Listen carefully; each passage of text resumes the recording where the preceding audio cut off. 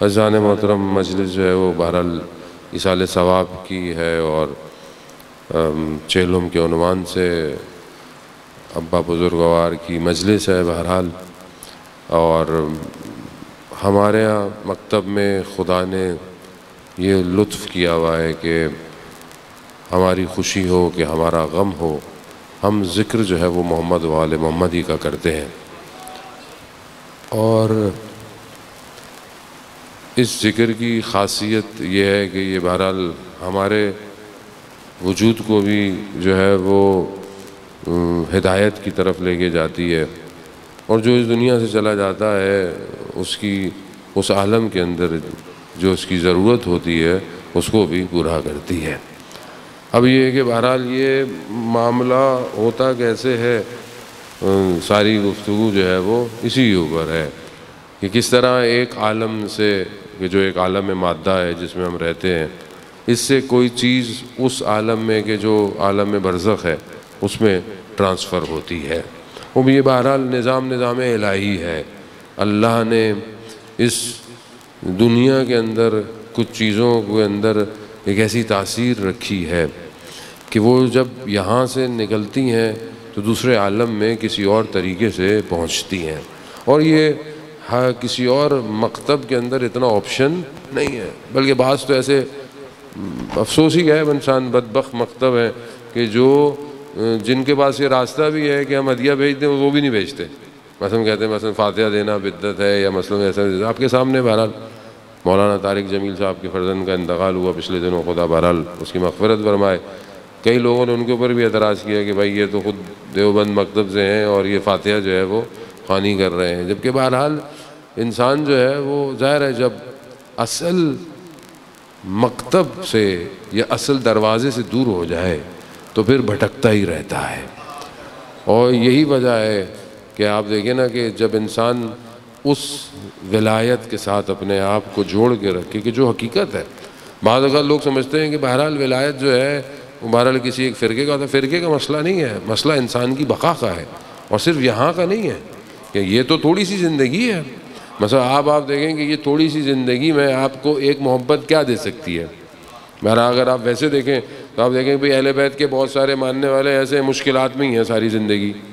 ظاہری طور پر تو اب آپ دیکھیں کہ بھی مشکلات میں رہے، یا مثلا بنی ہاشم جو تھی تاریخ کے اندر، ان کے اوپر ستم اتنا کیا گیا کہ انہیں دیواروں کے اندر زندہ چنوا دیا جاتا تھا، یعنی خوشبو آتی تھی، تو وہ تو یوں بولیں کہ بھائی ہمیں کس چیز کی سزا مل رہی ہے، یعنی ہمیں کیا فائدہ مل رہا ہے کہ ہم اہل بیت کو محبت کریں، اہل بیت کو مانیں، اور نتیجہ ہمارا یہ نکلے۔ آپ کے سامنے آج بھی جو نتیجہ اہل بیت کے ماننے والوں کا، کہیں آپ دنیا کے اندر دیکھیں بہرحال، لیکن ابھی تو تشیع کا پرچم دنیا کے اندر بڑا بلند ہو چکا ہے، خاص طور پہ فلسطین کی جو جنگ ہو رہی ہے اس کے اندر اگر کوئی چیز بقا یا کامیابی کی طرف ہے تو وہ مکتب محمد و آل محمد ہے، کیونکہ اسی اللہم صلی علی محمد کیونکہ اگر ظلم کا مقابلہ کسی نے سکھایا ہے تو اسی مکتب نے سکھایا ہے، ظالم کے سامنے کھڑا ہونا کسی نے سکھایا ہے۔ کیوں؟ کیونکہ بچپن سے جو آدمی کربلا سنتا ہو، اور جو اب ایک چھوٹے بچے کی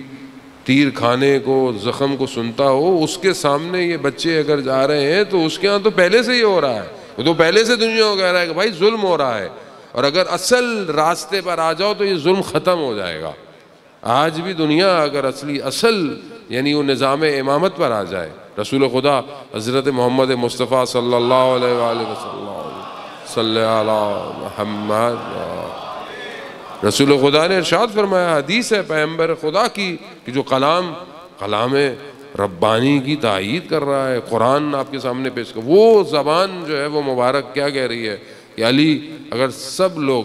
آپ کی ولایت پر آ جاتے تو ہم جہنم کو خلق ہی نہیں کرتے،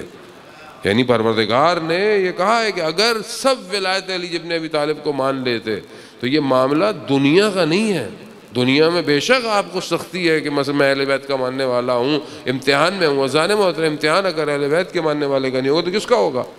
آزمائش اسی کی ہے، اور اسی لیے ہے کہ وہ اس کو پختہ کرے، اس کو بنائے، اس قابل بنائے کہ جب وہ اس دنیا سے جائے تو سرخ رو ہو کر جائے۔ اصل کامیابی وہاں ہے، یہاں کچھ بھی نہیں ہے۔ یہاں ہمیں افسوس تو ہوتا ہے کہ مثلا ہمارا رشتہ دار چلے گئے، کسی کی اولاد چلی گئی، تو ہمارے بہرحال ابا جو ہے وہ چلے گئے، لیکن افسوس ہوتا ہے، لیکن خوشی ہوتی ہے۔ خوشی کس بات کی؟ یہاں سے بہتر ہے، یہاں سے بہتر ہے۔ مثلا آپ اگزوا کو جا کے بولیں گے کہ بھائی یہاں وہاں سے واپس آ جاؤ، تو بولے میں کیوں واپس آؤں؟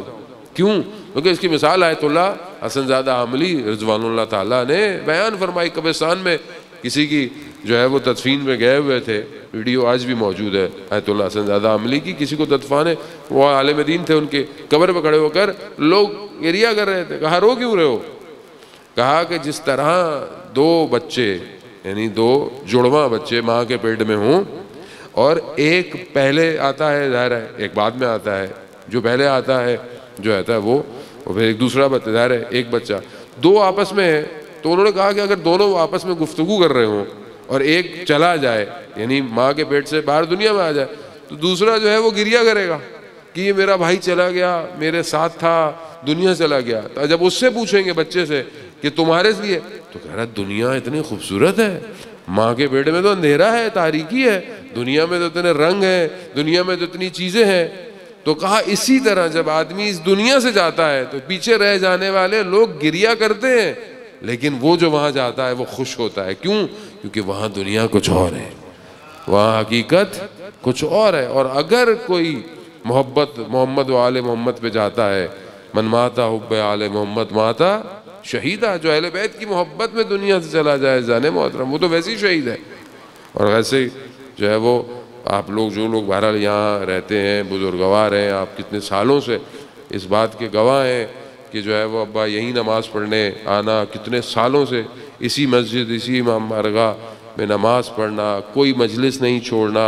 کتنے سالوں سے ان کی، جب بہرحال کچھ سالوں سے 2 سال سے تب وہ بیڈ پہ آ گئے تھے، مریض تھے، ورنہ جب تک ان کے، میں نے خود مشاہدہ کیا، جب تک ان کے اندر طاقت ہوتی تھی بیٹھ کے پڑھ سکتے تھے، انہوں نے تہجد کی نماز تک نہیں چھوڑی اپنی۔ یعنی واقعاً انسان اگر یہ بہرحال ان کی اپنی اہل بیت کے ساتھ محبت، جب ان سے گفتگو کرنا، مجلس کی باتیں کرنا، ذکر کرنا، اور اہل بیت کے ساتھ اپنے آپ کو، یہ خوش نصیبی ہے کہ انسان جو ہے وہ ایسا اپنا خاتمہ کروا کے جائے کہ جو ہے وہ ذکر میں انسان مشغول رہے۔ یہ آسان کام نہیں ہے، یہ کہنا آسان ہے، لیکن زندگی ایسی گزارے کہ انسان کا خاتمہ ایسا ہو۔ عزیزان محترم، مولا کائنات حضرت علی ابن ابی طالب علیہ السلام، اللہم صلی علی محمد، مولا فرماتے ہیں نا کہ زندہ ایسے رہو کہ لوگ تم سے ملنا چاہیں، اور جب تم مر جاؤ تو لوگ تم پہ گریہ کریں۔ عزیزان محترم، ہمیں ان حدیثوں کا اپنے آپ کو مصداق بنانا چاہیے۔ یعنی کیا ہم واقعاً ایسے ہیں کہ لوگ ہم سے ملنا چاہتے ہیں؟ اور ظاہر اگر لوگ آپ سے ملنا چاہتے ہیں، آپ کے ساتھ بات کرنا چاہتے ہیں، آپ سے بیٹھنا، اس کا مطلب ہے کہ آپ ان حدیثوں کا مصداق ہیں۔ اور جب آپ دنیا سے چلے جائیں تو دیکھیں لوگ آپ کو یاد کریں، لوگ آپ پہ گفتگو کریں، لوگ کہیں کہ بہرحال یہاں آتے تھے، رہتے تھے۔ خوب یہ خوش نصیبی ہے عزیزان محترم۔